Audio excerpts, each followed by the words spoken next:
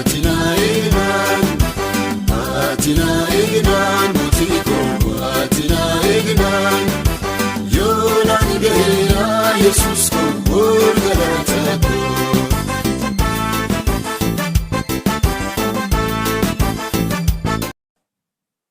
Tole nagaa fi araarri waaqayyo isiniif haa baay'atu. Akkam jirtu fayyaa keessanii daawwattoota hordoftoota maatii Taaddaluu Tube kan biyya keessaa kan biyya alaatti argamtan hunduma keessaniif nagaa fi araarri waaqayyo isiniif haa baay'atu. Lafaaf bakki jirtanitti akkam jirtu fayyaa keessanii ani nagaa kooti gooftaan haa ulfaatu. Inni sa'aatii fi guyyaa kana nuuf kenne inni eegee nu gargaare haala ulfaata keessatti yeroo ulfaata keessatti guyyaaf sa'aatii kana nuuf kenne maqaan waaqayyo haa ulfaatu jecha. Baga nagaa taatanii eeggamtanii guyyaaf sa'aatii kana geessanis siniin jedha hordoftoota koo. Tole jalqaba irratti warroonni haaraa taatanii karaa chaanaalii kiyyaa dhuftanii jalqaba irratti laayikii, sabiskiraayib, koomentii, sheer gochuudhaan maatii kootti dabalamaa.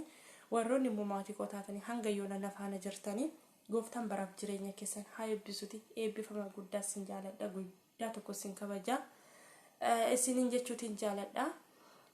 Tole har'a dhugaa miira keessa galeetan jira. Hedduu tokko natti dhagahameeti jira. Viidiyoo nani har'a qabadhee dhufe waanuma duraan sammuunuma duraa dhagahaati turreedha. Innis maanni haala biyya keenyaati hedduu tokko kan namatti ulfaatu. Kana jedhamee dubbachuun kan namatti ulfaatu jechuudha. Dhugaa biyyi keenya eessatti deemti? Itoophiyaan eessatti akka deemaa jirtu anaaf gaafii ta'aa jira. Nutillee warri biyya namaa keessa jirru kara biyyatti deebi'u sodaachaa jirra jechuudha. Yoo biyya ofii nagaa ta'edha namni kan biyya ofii keessa jiraachuu danda'u. Haalli biyya keenya hedduu tokko ulfaata yookiin hedduu tokko nama sodaachisaa jira jechuudha. Kiristoos waaqayyo gooftanii inni waan hunda gochuu danda'u inni saba Israa'el yaadate biyya keenyaaf nagaa haa buusu yeroo hunda kadhannaadhaan bukkee dhaabbachuudha malee uma gochuuti hin dandeenyu jechuudha. Wanti kun humna keenyaan olidha waan ta'eef waaqayyo hubannaa fi ogummaa saba keenyaaf haa kennu jechaati jirra. Dhugaa dhiigni saba keenya, dhiigni lammii keenya, dhiigni obboloota keenya, dhiigni daa'immanii, dhiigni dadhabdoota yeroo akkasitti dhangala'amu hedduu tokko namatti dhagahama. Kiristoos bara maal keessa jirra?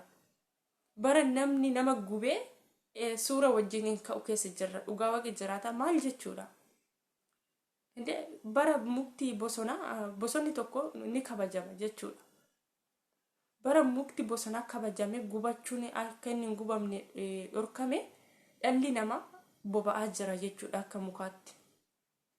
Dhugaa hedduu tokko namatti dhagahama. Kiristoos har'a jechuudha bosonni tokko yoo cirame qilleensi hin jiru jechuudha. Sababi qilleensi hin jirree fi mukti bosonaa tokko akka cirameetu akka hin barbadeeffamne in eeggama jechuudha. Mukti har'a garuu lubbuun namaa mukaan hin tilmaamamu.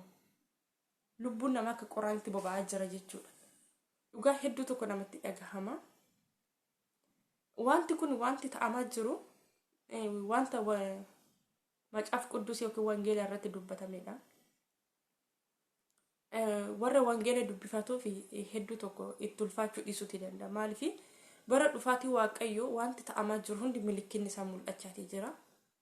Dhiiga wal dhangalaasutu baay'ata, sabni sabarratti ka'a, hongeewwan hin baay'atu, lafti illee ni socho'a kan jedhamu wangeela irratti barreeffamee jira.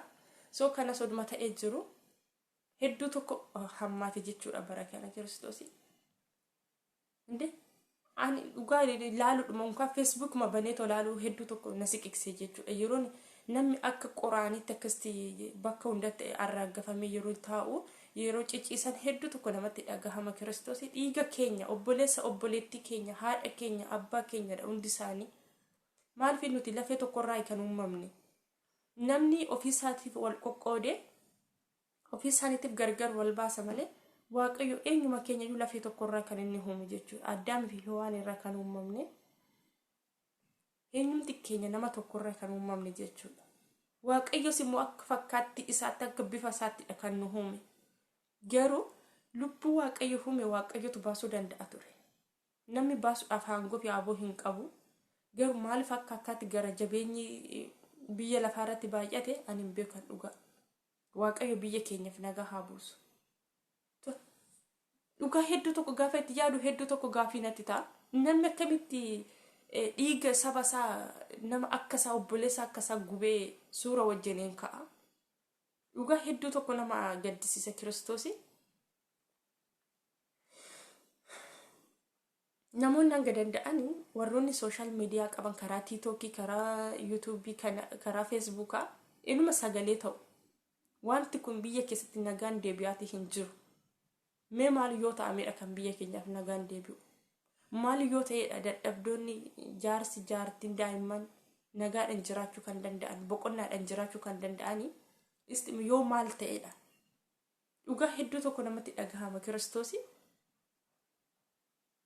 Abba Yesuusin ani hanga beekanii akkamitti akka keessi nama akkisti namaaf eeyyame dhala foon ofii yeroo akkisti gubatu ibiddaanii bukkee dhaabbatanii footoo ka'anii jalqaba irratti arguu kooti maqaa Yesuusin.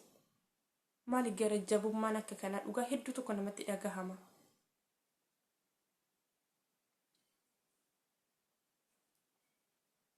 Waaqayyo dhugaa garaan Waaqayyo fuula isaa nurraa deebiseera sababii cubbuu keenyatiif. Waaqayyo araara isaa nurraa deeffateera sababii cubbuu keenyatiif. Namni fooniin dadhabaan ani waaqa ofiin jechaa jira. Ani waaqa ofiin jechaati jira namni dadhabaan jechuudha.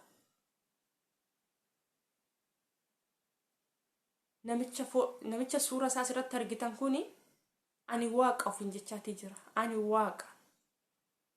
Dubbi sagalee Waaqayyoos akkasuma jedha. Baay'ee isaanii ani Kiristoos ofiin jedhanii si wallaalchisuudhaaf sinitti dhufu. Of eeggadhaa jedhamee dubbatamee jira. Wanti wangeela irratti dubbatame hundi isaayyuu raawwachaatee jira. Dhugaa Waaqayyo gooftaan nu haa yaadatu. Araara isaatiin nu haa ilaalu. Yeroo inni kaan akkasitti tsoomsalootiidhaan jilbeeffatee imimmaan salulaasee Waaqayyoon kadhatu inni kaan immoo ani waaqa ofiin jedha. Ana fuura qulqulluun sun na uume anis waaqadha ofiin jedhanni kaan. Garuu immoo warroonni immoo Waaqayyo gooftaan biyyaaf kaasee saba isaatiif biyya isaatiif Waaqayyo immoo kan kaasee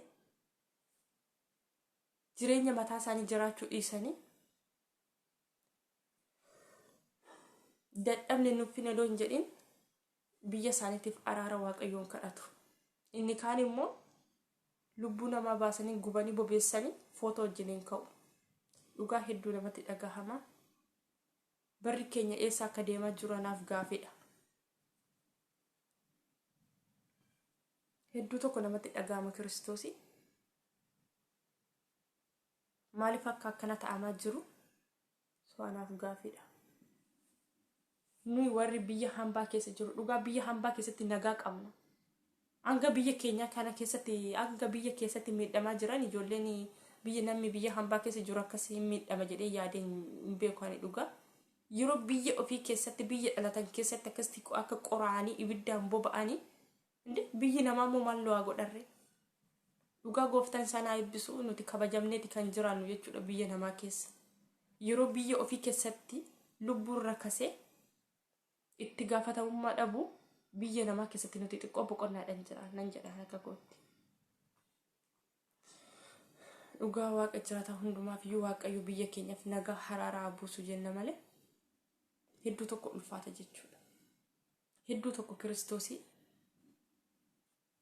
maaliif akka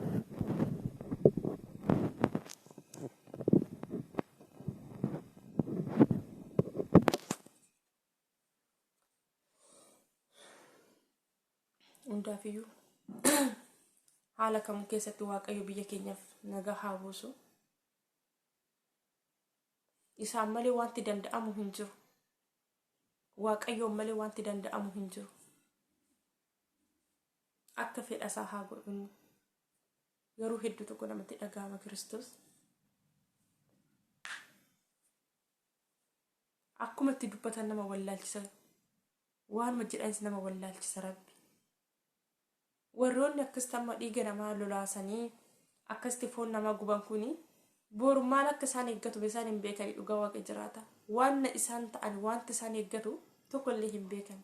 Odoo waan isaan eeggatu beekani waan ta'an osoo beekani nama kan akkasitti ajjeesanii guban dhiisati ulee dhumayyuutti fudhatan ture. Odoo bara dhumaati bara yeroo Waaqayyo deebi'ee biyya lafaa irratti dhufu yeroo firdiidhaaf waaqayyo deebi'ee dhufu odoo beekanii akkasiin godhan ture. Amma isaaniif hin galle waaqayyo hubannaa ogummaa isaaniif haa kennu hundumaaf iyyuu. Iddoo tokko ulfaata Kiristoosii.